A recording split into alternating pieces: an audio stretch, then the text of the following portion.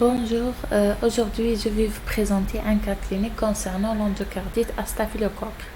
Donc en commençant par la première étape, un héroïnomane de 24 ans, fréquemment hospitalisé pour des intoxications diverses, présente depuis 3 à 4 jours une fièvre à 39, des frissons, toux non productif et une douleur thoracique. À l'auscultation pulmonaire, il existe plusieurs foyers des rats crépitants et à l'auscultation cardiaque, on trouve un souffle holosystolique perçu au foyer xiphoïdien. La radio pulmonaire met en évidence au niveau de deux champs pulmonaires plusieurs opacités parenchymateuses dont une est excavée. Donc, première question, quel est le diagnostic le plus probable et détailler les germes. Donc, qu'est-ce qu'on a? Un héroïnomane de 24 ans, présente fièvre, frisson et une toux. D'accord. Et il a aussi un souffle holosystolique et il a aussi une image radiologique avec des opacités et une excavation. C'est quoi le diagnostic le plus probable et détailler les germes et la localisation.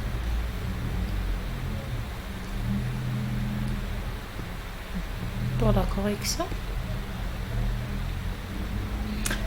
c'est une endocardite aiguë possible sur valve tricuspidien à staph doré avec un embole pulmonaire septique. Donc je vais expliquer pourquoi endocardite aiguë. Endocardite, on a le souffle. On a l'endocardite aiguë possible sur valve tricuspidien à staph doré avec embole pulmonaire septique. Donc, qu'est-ce qu'on a comme critères pour le... on n'a pas de critères majeurs. Il n'y a pas de végétation, il n'y a pas d'hémoculture. Donc, on a des critères mineurs qui sont usage de drogue et vie. Donc, c'était la fièvre. Ça, c'est deux critères. Puis, qu'est-ce qu'on a comme critère? D'autres utiliser le souffle comme critère, mais sur les nouvelles recommandations, il n'y a pas le souffle. On a aussi... c'est ça, donc c'est environ 2-3 critères.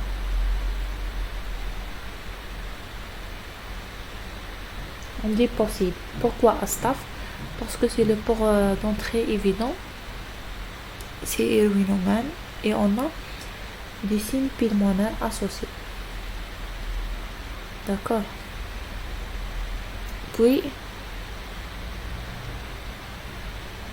deuxième question. Donc, ici, c'est endocardite. Le germe staph et d'autres localisations aussi pulmonaires. Oui, quels sont les autres éléments recherchez-vous à l'examen clinique dans le cadre de cette hypothèse? Donc ici, on va détailler un peu. Donc, on doit rechercher les signes d'insuffisance ventriculaire droite, tels que turgescence jugulaire, reflet hépatojugulaire, hépatomégalie, odème des membres inférieurs. Rechercher aussi le port d'entrée, c'est-à-dire abcès au niveau de point d'injection, bien thrombophlébite. Rechercher un foyer secondaire tel qu'ossuaire articulaire. Et aussi, on peut rechercher les signes périphériques au nom de l'endocardite tels que le faux panarrhétos, l'érythème de Janeway ou bien purpura. On recherche aussi un fichier mesurinaire, recherche des protéinuries immaturées, recherche d'une glomérulonéphrite, des arthralmialgies, des atteintes articulaires, atteintes rénales. D'accord. Oui, quel est l'examen réalisez-vous? Donc, premièrement, les hémocultures, 2 à 4 hémocultures, aérobie, anaérobie, avant tout antibiotique. Écho transthoracique en première intention, complété par écho transœsophagien parce qu'il est plus sensible. ECBI, FNAS, CAP, ionogramme, TP, ALAT, AZAT, sérologie HLA avec le consentement de patient, surtout parce qu'il est héroïnomane, on doit rechercher l'HIV, l'hépatite B et l'hépatite C. Pour deuxième patient, deuxième étape, 3 hémocultures revenant positives à coccygram positif en amont, à l'écho transthoracique montre une végétation mobile sur 20. Ici, on a un endocardite certain sur hémoculture et végétation. On a 2 critères majeurs de Duke. Quel est votre diagnostic? Quel est le traitement empirique instaurez-vous? Donc, le diagnostic, c'est endocardite certain sur 2 critères majeurs de Duke.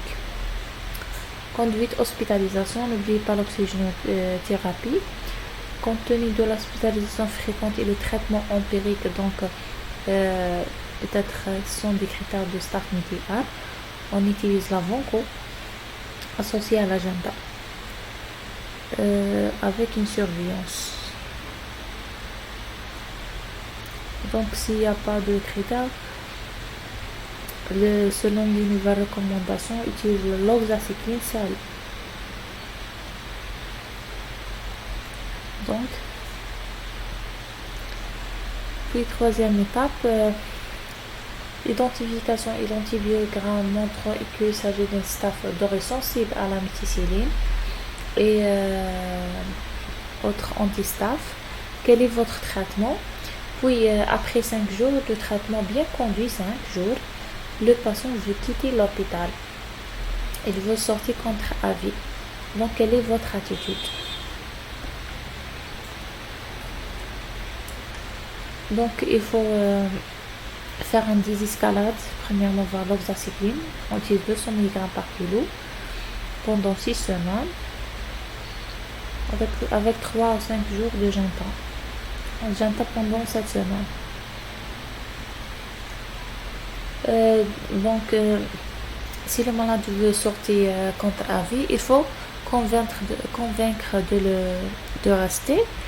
Et en cas d'échec de cette tentative, il faut relayer par la rifampicine, 20 mg par kilo, et associé à la fluoroquinolone, ofloxacine, 200 mg 2 à 3 fois par jour. Et prévoir des consultations rapprochées pour le suivi de la tolérance et de l'observance de l'efficacité du traitement.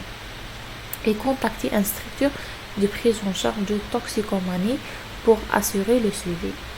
Et merci et bon courage.